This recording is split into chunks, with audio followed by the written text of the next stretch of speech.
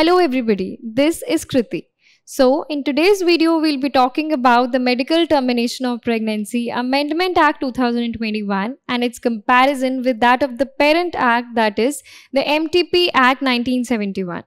Later in the video, we'll also talk about the recent pronouncements that have been given by the Hon'ble Supreme Court and by various other high courts while interpreting the provisions of this latest amendment.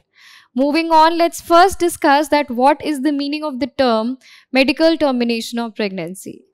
Basically, the term medical termination of pregnancy connotes the termination of pregnancy by medical means, that is, either through the use of some drugs or by some surgical procedures. However, in India, abortion is being criminalized under the provisions of Section 312 of the Indian Penal Code, except in the situations wherein it is done to save the life of the pregnant woman. However, the MTP Act 1971 acted as an exception to this general law, which was brought into force to overcome the lacunas of the earlier provisions, which were basically restrictive in nature and which failed to distinguish between the wanted and the unwanted pregnancies. Basically, under the MTP Act, the power is conferred to the central government, wherein the central government has notified the Medical Termination of Pregnancy Rules 2003, which deals with various aspects as provided under the Act, such as the rules to be followed by the medical practitioners or by the medical boards, or any other rules that may be specified under the MTP Rules 2003. Now, the MTP Act 1971 was first amended in the year 2002, followed by the Medical Termination of Pregnancy Rules 2003. Recently, this 5-decade-old Parent Act has been amended in the year 2021, which received the presidential assent on 25th March 2021. And this act has finally come into force with effect from 24th of September 2021.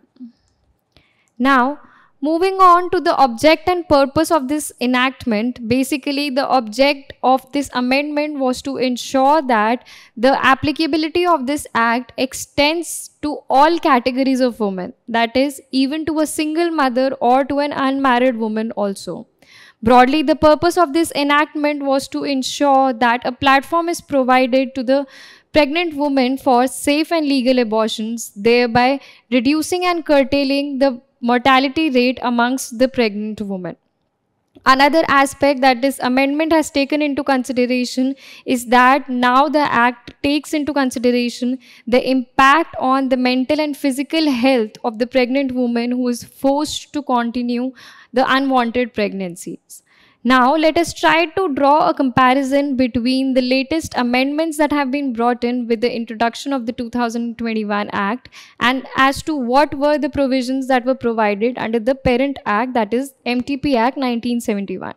Majorly, there have been two amendments with respect to the latest amendment. Firstly, that is with respect to the timelines, and secondly, with respect to the grounds that were allowed for the termination of pregnancy. First, we'll deal with the changes that have been brought in with respect to the timelines for the termination. Before going into the provisions for the 2021 Act, first let us understand that what were the provisions for the timeline under the 1971 Act. So, as you can see, under the 1971 Act, the maximum permissible time limit that was allowed was only up till 20 weeks gestational age. That is, beyond 20 weeks, the woman was not allowed to terminate her pregnancy. Now, this 20 weeks period is also divided into sub-phases, wherein under the 1971 Act, if the woman wanted to terminate her pregnancy between the gestational age of 0 up till 12 weeks, then she could do so with the advice of one registered medical practitioner. However, if the woman wanted to terminate her pregnancy between the gestational age of 12 up till 20 weeks, then advice of 2 registered medical practitioners was required. Further, as I have already told, beyond the 20 weeks period, that abortion was not allowed under the 1971 Act. However, it was allowed in the most rarest of rare cases, that was only to save the life of pregnant woman.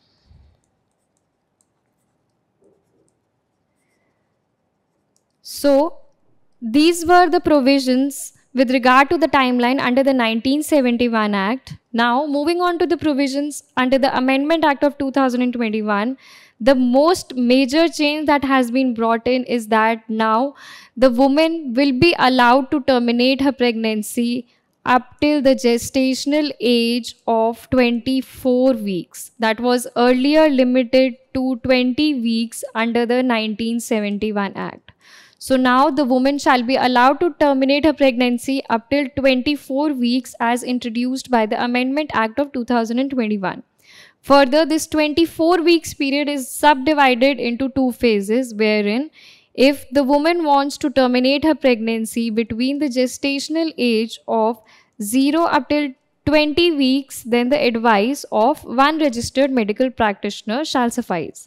However, if the woman wants to terminate her pregnancy between the age of 20 to 24 weeks of her pregnancy, then the advice of two registered medical practitioners is required. However, further, as introduced by the amendment, this is allowed only to some special categories of women. Now, these special categories of women has been provided under Rule 3B of the MTP Rules 2003. And the list for the same goes as, firstly, that if she is a survivor of sexual assault or rape or incest. Second, if she is a minor woman. Thirdly, if the woman experiences change in her marital status during the ongoing pregnancy. Fourth, if she is a differently abled woman. Fifthly, if she is a mentally ill woman. Sixth, woman having fetal malfunctions. And lastly, the woman with pregnancy in humanitarian settings or disaster or emergency situations. So this list has been provided and has been amended by the 2021 amendment, and this list is applicable only in the cases wherein the woman wants to terminate her pregnancy between the gestational age of 20 up till 24 weeks period. Now, moving on to the next major change, that is with respect to the grounds. Firstly, same as earlier slide, we firstly understand that what are the provisions that are provided under the 1971 Act. Now, under the 1971 Act, there are majorly two grounds that have been provided, which have been stated under Section 3, Subsection 2, Subsection B, Clause 1, wherein the first ground relates to the life of the pregnant woman, and it states that if the continuance of such pregnancy involves risk to the life of the pregnant woman, or it involves grave injury to the mental or physical health of the pregnant woman. In these circumstances, the woman shall be allowed to terminate her pregnancy as provided under the 1971 Act. Moving on to the second ground, which has been provided under subclause 2, which states regarding the life of the unborn child, and it provides that if there is a substantial risk that if the child is born, it would suffer from physical or mental abnormality. So these were the two grounds that were provided under the 1971 Act. Further, explanation to Section 3 have also been provided, wherein two legal presumptions have been provided, which states that on the fulfillment of these conditions, it would be presumed that grave injury is being caused to the mental health of the woman. So now, coming on to explanation 1, which stipulates that if the pregnancy is caused due to the failure of any device or any method which is used by a married woman or her husband in order to avoid getting pregnant or in order to control the number of children, then in such cases, the woman may be allowed to terminate her pregnancy, as it may be presumed that grave injury is being caused to the mental health of the woman, and this explanation can be used up till the gestational age of 20 weeks period. Further, in explanation 2, it has been stipulated that if the pregnancy is caused due to rape, then it shall be presumed that grave injury is caused to the mental health of the woman, and this explanation is also applicable up to the gestational age of 20 weeks under the 1971 Act. So these were the major grounds that were stated under the 1971 Act. Now, coming on to the provisions of the 2021 amendment, there have been no major changes with respect to the grounds that were earlier stated. That is, the grounds under the 2021 amendment still remain the same. However, there have been certain new additions to the grounds which we'll discuss now. So, as I've already told, the grounds under the 2021 amendment also remain the same. That is, the first ground and the second ground is still provided under the Amendment Act of 2021. Now, the alteration has been with respect to the explanations to Section 3, wherein the most prominent change has been with respect to Explanation 1, which relates to the failure of any device or any method, or which relates to the legal presumption of grave injury being caused to the mental health of the pregnant woman. Now, the major change that has been provided by the legislature is that in Explanation 1, the term married woman or her husband is not limited only to a married woman or her husband now, but it has been substituted by the term any woman or her partner. So now the application of the MTP Act is limited not only to a married woman or her husband, rather it extends to include within its ambits all categories of women, which includes even a single mother or an unmarried woman also. And the basic intent behind such a substitution is to ensure that all categories of women are provided safe and legal abortions, be it a married woman, an unmarried woman, or a single mother also. So this has been the most important change which the 2021 amendment has brought in. Moving on to the next alteration, that is with respect to Explanation 2, which relates to the pregnancies that are caused due to rape or sexual assault or incest. And therein, the change has been with respect to the timeline. That is, now this explanation is extended to all the cases wherein the pregnancy can be terminated up till 24 weeks period also. So now these were the changes with respect to Section 3 explanations. Moving on to the other additions that this amendment has introduced, that is, firstly, with respect to Section 3, subsection 2b. So now Section 3, subsection 2b has been added, which provides for the term substantial fetal abnormality. Now, this has been another most important change which the 2021 amendment has brought in, and it states that the maximum permissible time limit of 24 weeks period also will not apply in the cases wherein there is a substantial fetal abnormality being diagnosed by the medical board. So as per this amendment, a new ground has been added which recognizes that if there is a substantial fetal abnormality in the pregnant woman, then the maximum permissible time limit that has been introduced by the 2021 amendment, that is the 24 weeks period, will not be applicable, and the woman shall be allowed to terminate her pregnancy even beyond the 24 weeks period. Moving on to the next addition, that is the addition of subsection 2c, which provides that in every state or union territory, a medical board shall be constituted, and the constitution of this medical board has been further provided by the addition of subsection 2d. So now the constitution of this medical board provides that it must consist of a gynecologist,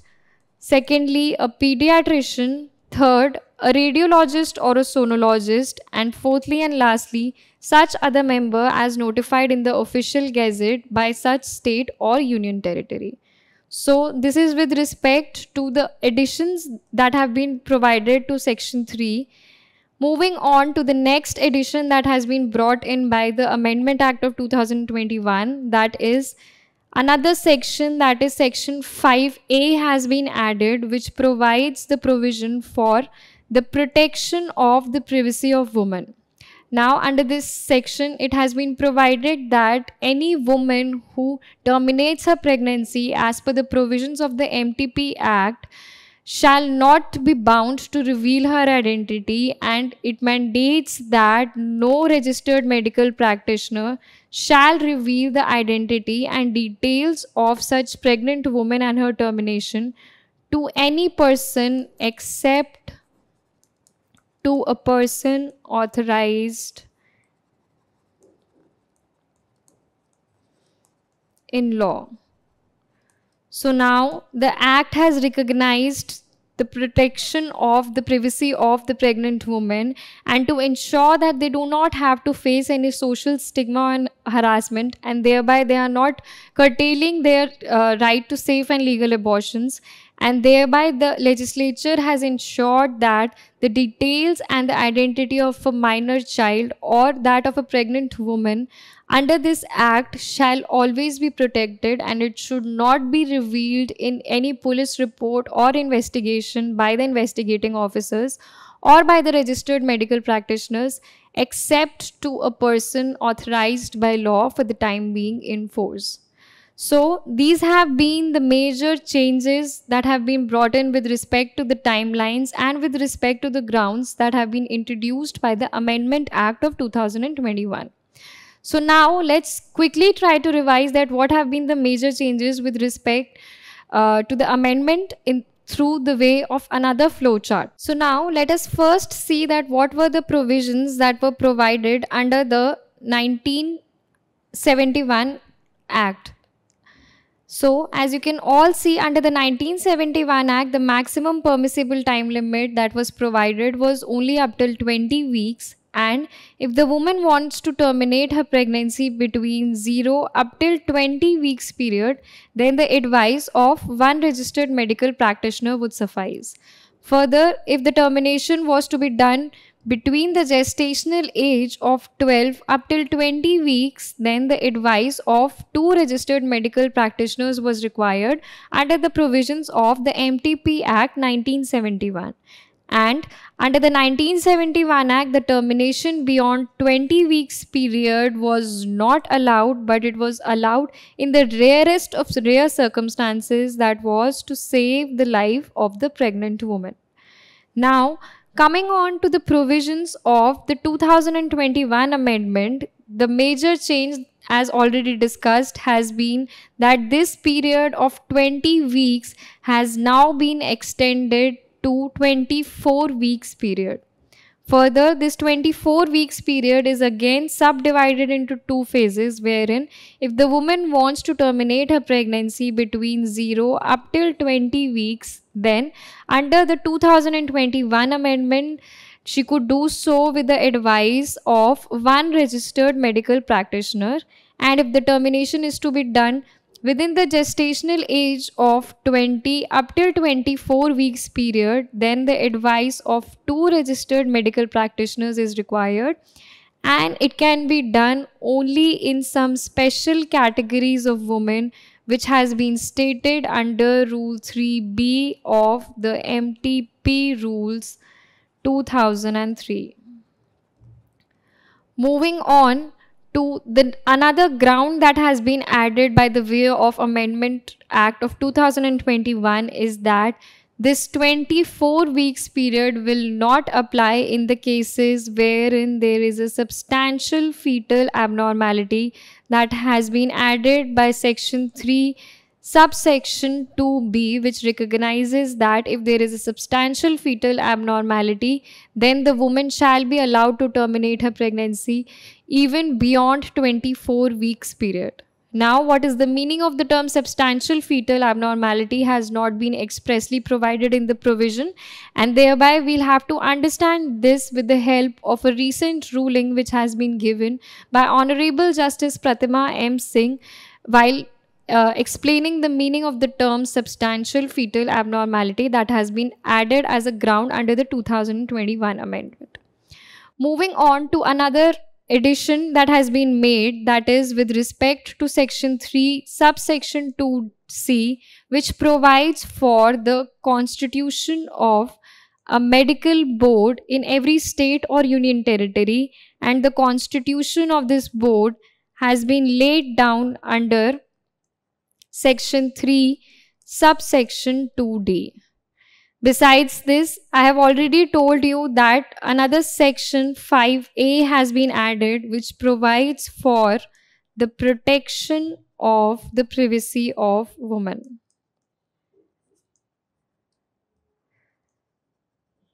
So these have been the major changes with respect to the grounds. Another major change that the 2021 amendment has brought is with respect to explanation 1, wherein the term married woman or her husband has now been substituted by the term any woman or her partner. And the intent behind this substitution is to ensure that the protection of this act is given to all categories of women, that is even a single mother or an unmarried woman also. So now this was with regard to the major changes with respect to the timelines and the grounds that have been introduced by the 2021 amendment as compared to that of the previous act, that is the Parent Act of MTP Act 1971.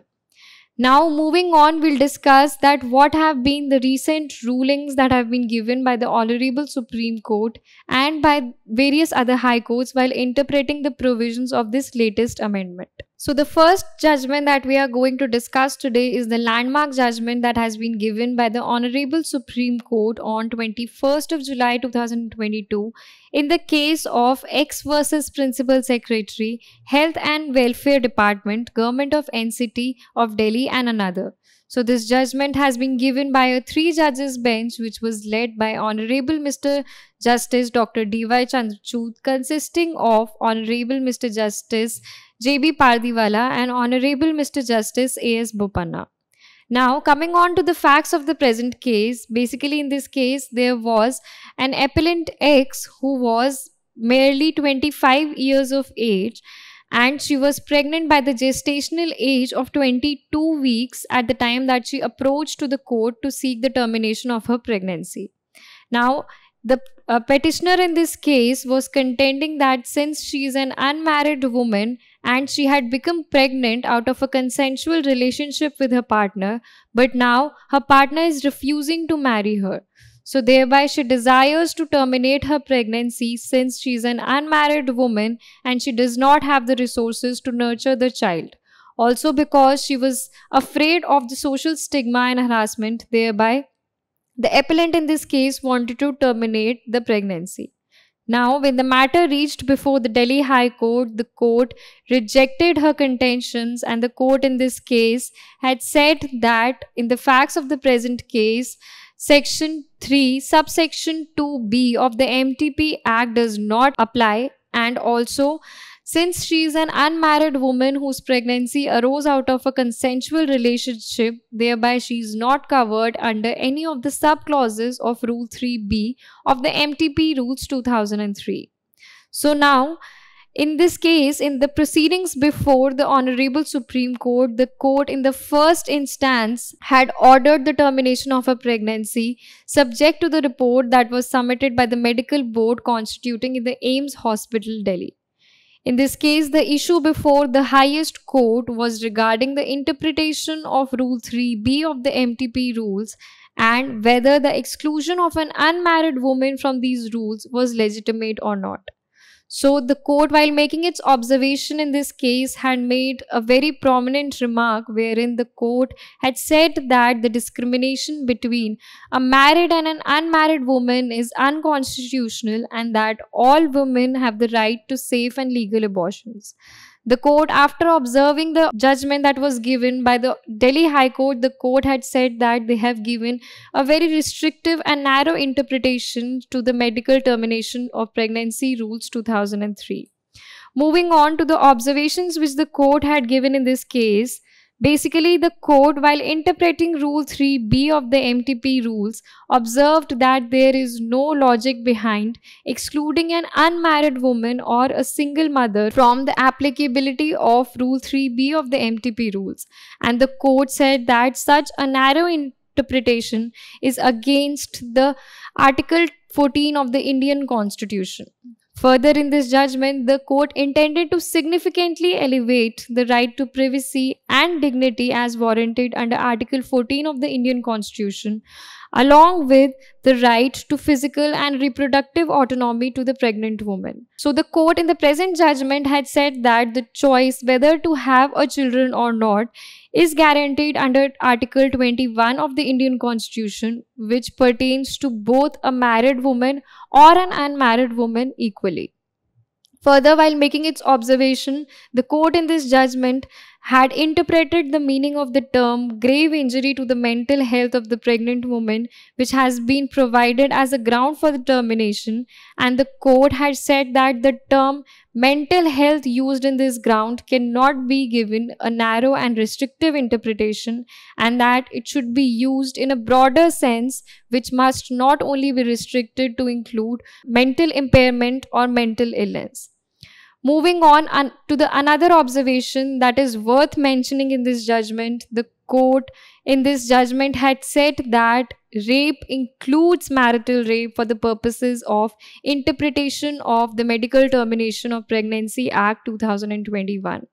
So the court in this judgment had disregarded the distinction between the rape that is committed by a man upon an unmarried woman or that of a rape committed by a husband upon her wife, and the court completely disregarded the assumption that husband can never commit a rape upon his wife. So the court in this case had said that the category under section Rule 3B of the MTP rules gives and must extend its protection to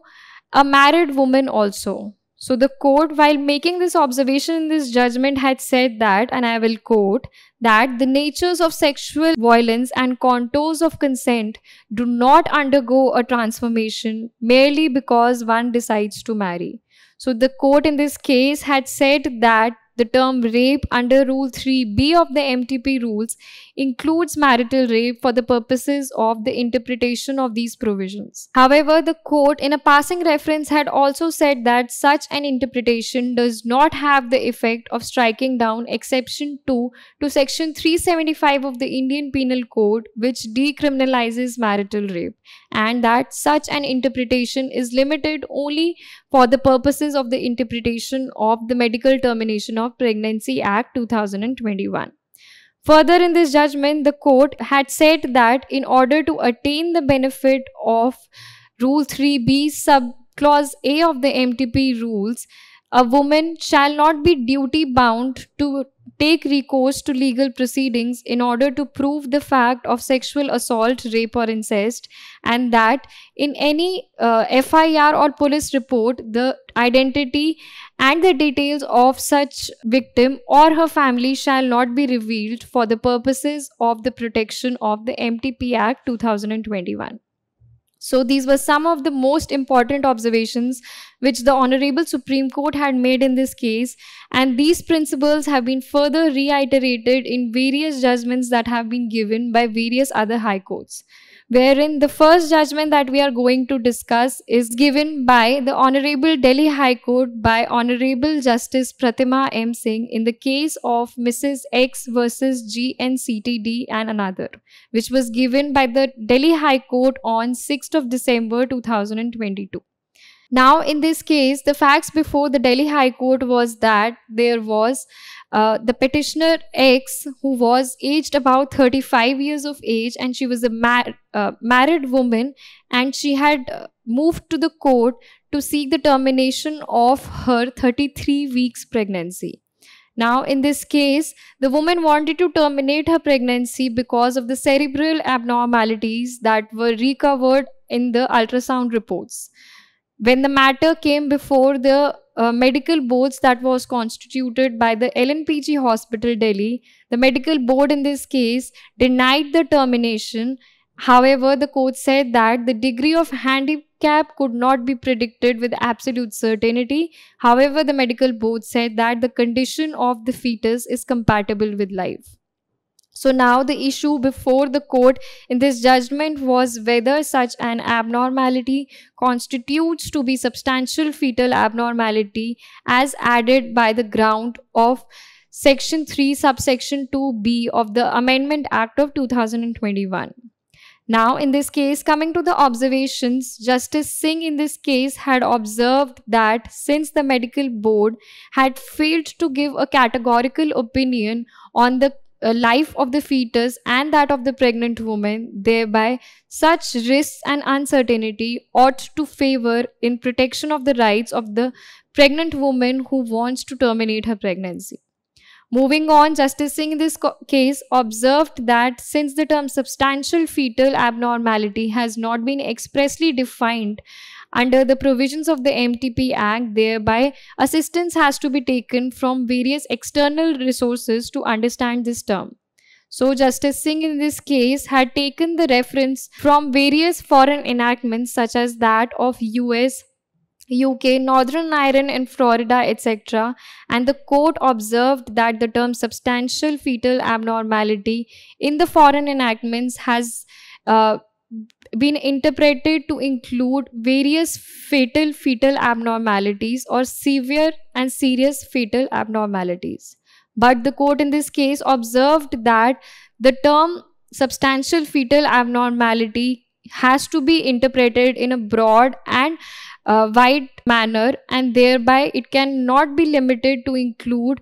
within its ambit only the medical condition of the fetus, and thereby the courts must take into consideration the broad public policy of a particular state or country while deciding whether a substantial fetal abnormality exists or not. Further, while making its observation, the court in this case reiterated the decisions given by various other high courts wherein they had allowed the termination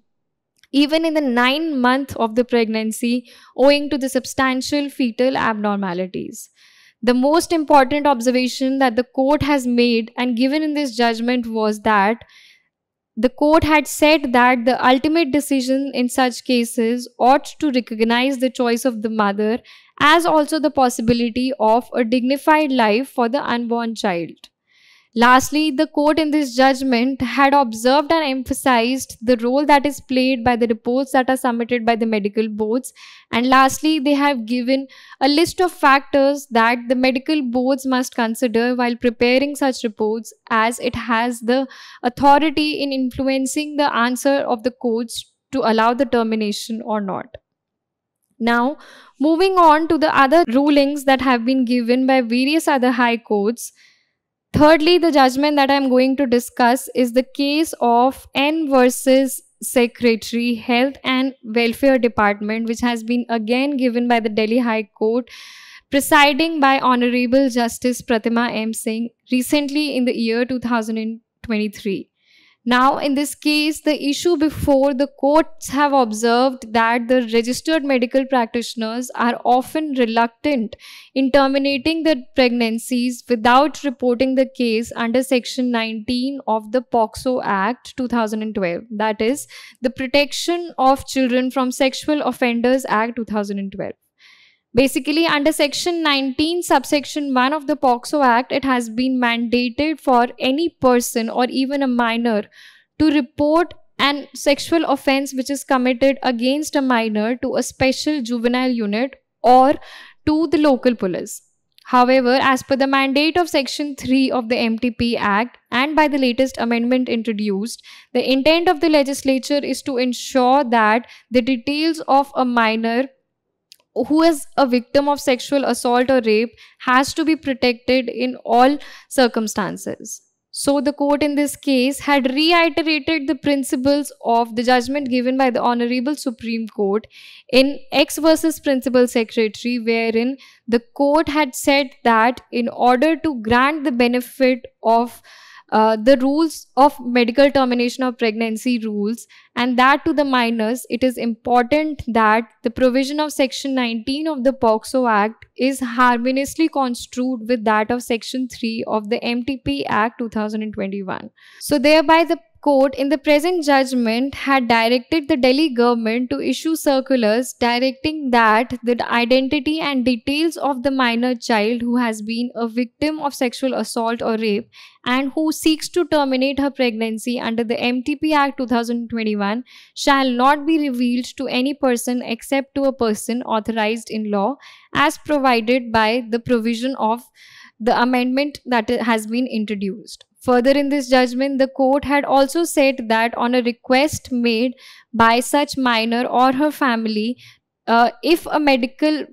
report has been registered, then the RMPs in such cases shall not be duty bound to reveal the details of such minor to a special juvenile unit or to a local police, and that the details of such minor should be kept a secret and must be revealed only to a person authorized in law.